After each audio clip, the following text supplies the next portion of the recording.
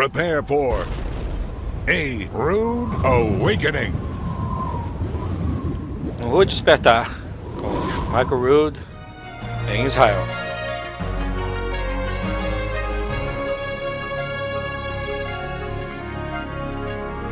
As Festas, Profecias do Senhor, episódio 8, parte 2, Monte Moriá. Jerusalém foi destruída no ano 70 da Era Comum. E quando ela foi destruída, o muro de Jerusalém foi destruído, o templo foi destruído e a parede ao redor do templo foi derrubada no chão.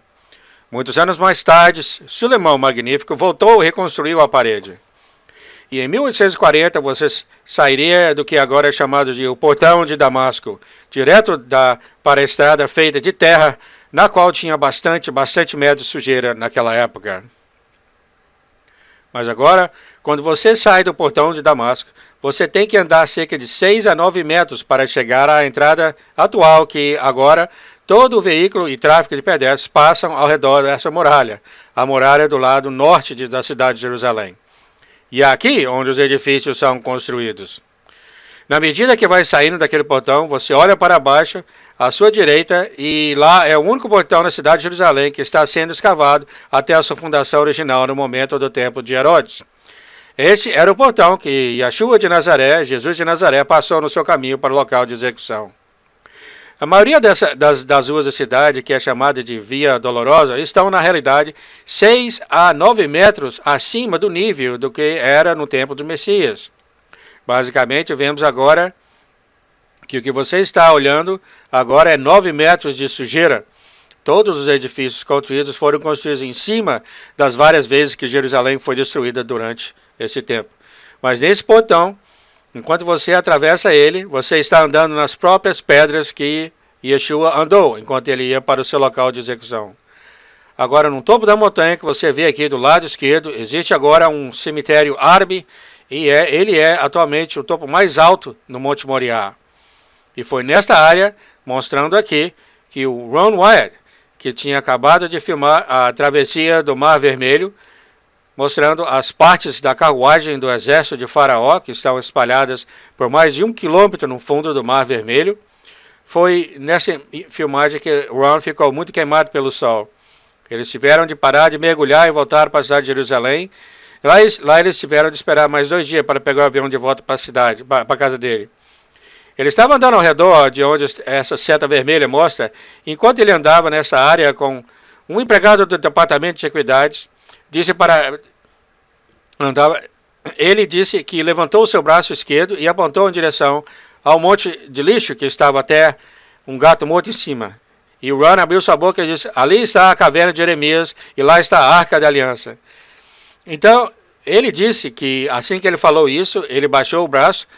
Ele percebeu que o que ele falou era totalmente ridículo, porque ele estava andando junto com um arqueólogo profissional. E ele nunca nem mesmo pensou em procurar pela Arca da Aliança. Mas o que o homem disse, enquanto andava com ele, foi muito mais incrível. Ele disse: isso é maravilhoso. Nós te daremos a licença, acharemos um lugar para você morar, cuidaremos sua comida, cuidaremos sua roupa. Quando poderá começar? Ele não tinha a mínima ideia do que estava acontecendo. Ele voltou para o seu trabalho de anestesista nos Estados Unidos e depois de 6 meses ele voltou para Jerusalém para começar a escavar a área.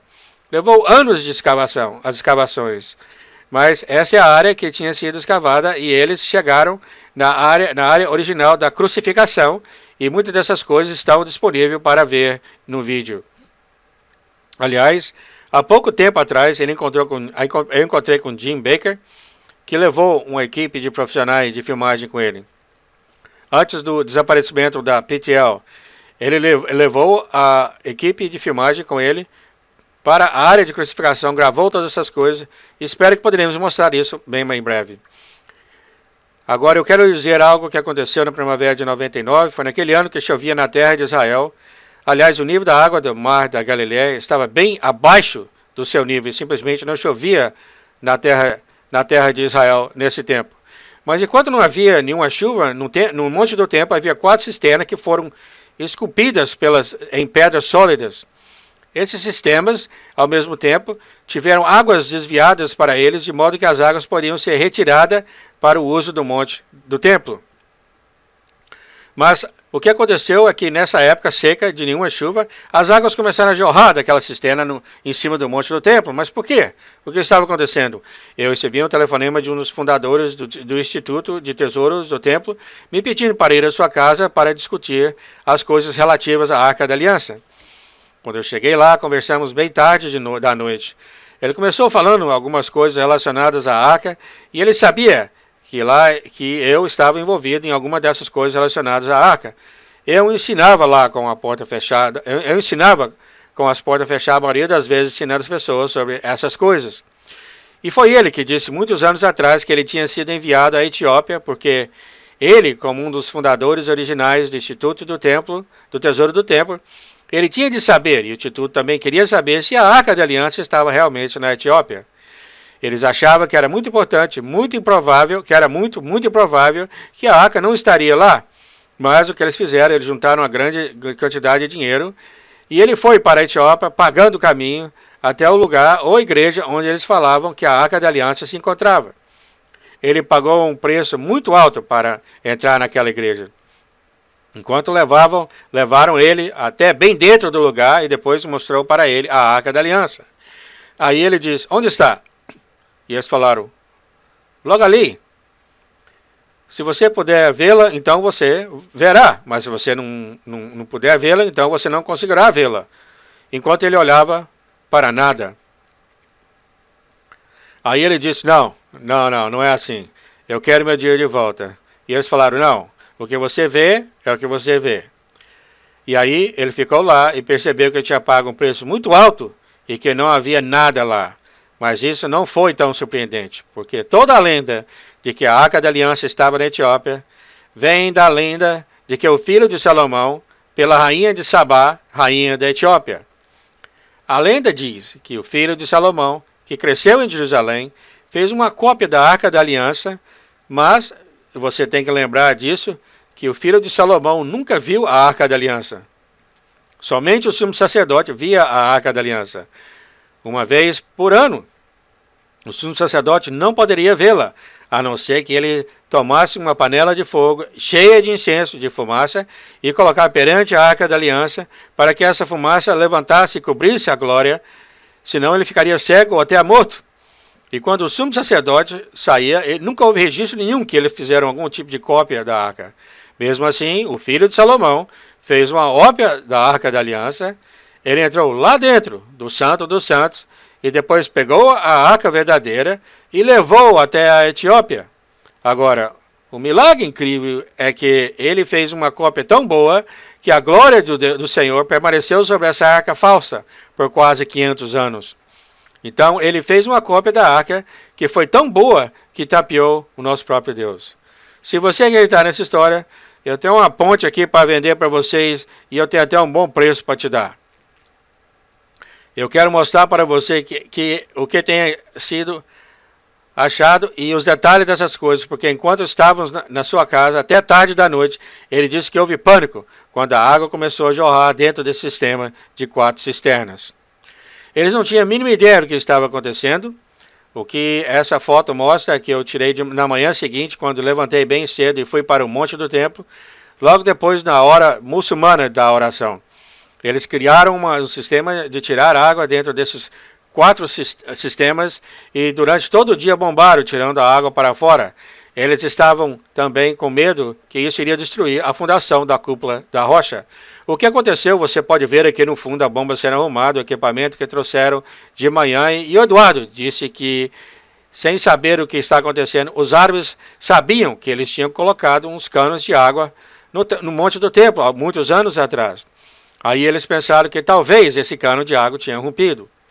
Homens do Instituto do Tesouro do Templo escavaram nessa área, tirando foto dessa linha de água que tinha ido em uma linha reta, até que eles bateram nessas pedras enormes e tiveram de curvar ao redor das fundações de pedra.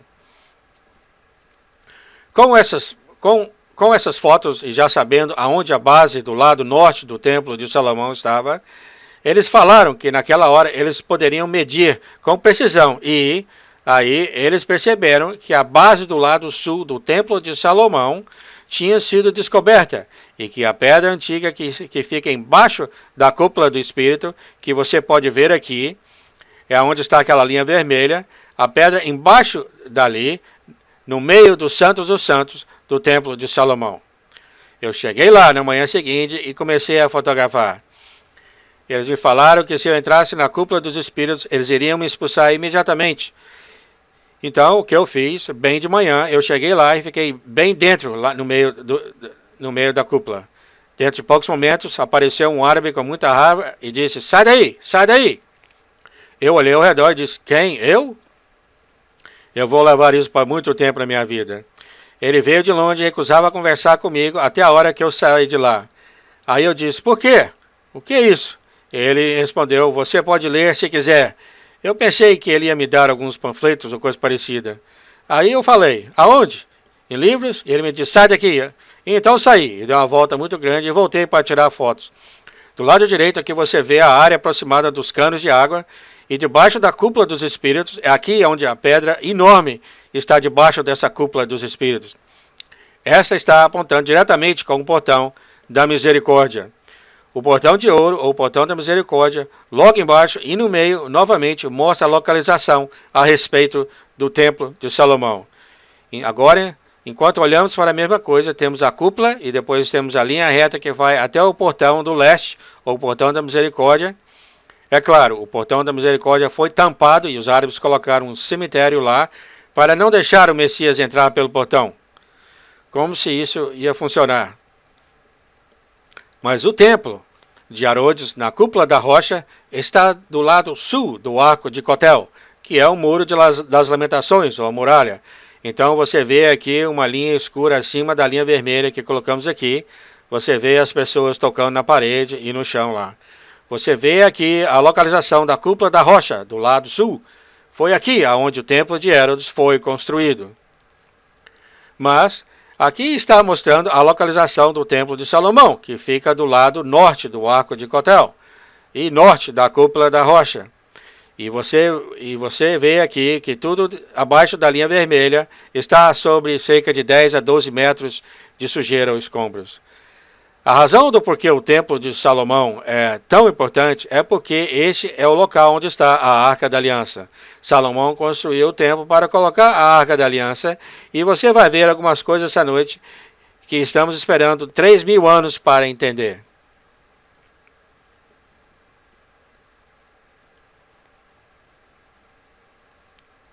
A Arca da Aliança é indiscutivelmente o objeto mais sagrado do planeta Terra. Nós temos sido avisados através das páginas das escrituras hebraicas que a Arca da Aliança não é para levar na brincadeira de jeito nenhum. Jeremias afirma que a Arca da Aliança não aparecerá novamente até a hora que o Messias estiver reinando em Jerusalém. Mas até lá, a Arca vai continuar a manter grandes significados proféticos para os últimos dias. O que você vai aprender nos próximos episódios desse programa será a sua responsabilidade de lidar a respeito. O que você vê e ouvir vai mudar sua vida para sempre. Convidamos você a se juntar a nós novamente na próxima vez para o episódio 9 da série de 29 partes sobre as profecias da festa do Senhor, o grande segredo do Templo de Salomão e o esconderijo da Arca da Aliança. Eu sou Michael Rood, em Jerusalém, dando-lhe paz, shalom. E eu vejo vocês quando a fumaça sumir.